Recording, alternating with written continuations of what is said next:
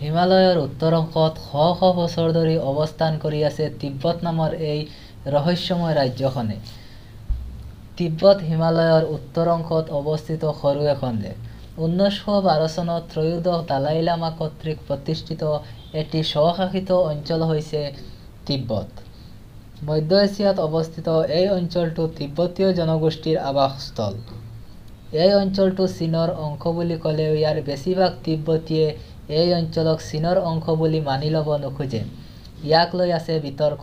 1959 চনত গণচীনৰ বিৰুদ্ধে তিব্বতীসকলে স্বাধিকাৰৰ বাবে আন্দোলন কৰিলেও ই ব্যৰ্থ হয়।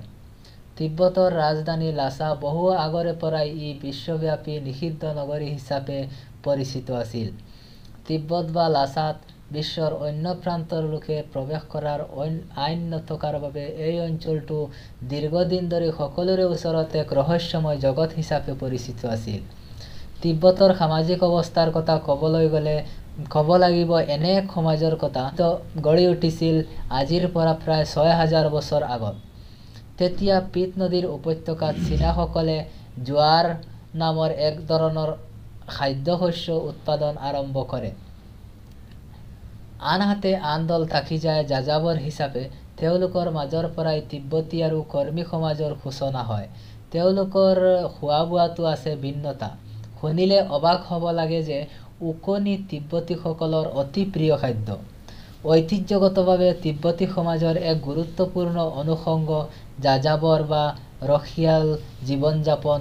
বেৰা ছাগলী আৰু ঘোঁৰা পালন তেওঁলোকৰ প্ৰধান জীৱিকা।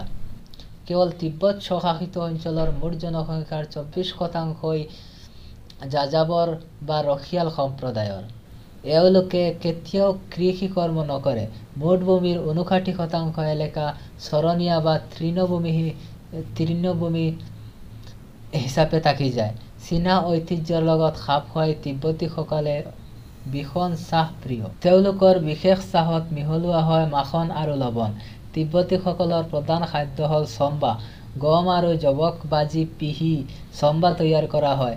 আধুনিক বিশ্ব দিনে দিনে আৰু আধুনিক হ'লেও আজিও তিব্বত বিশ্ব দৰবাৰত ৰহস্যময় এটি স্থান হিচাপেও খ্যাত থাকি যাব।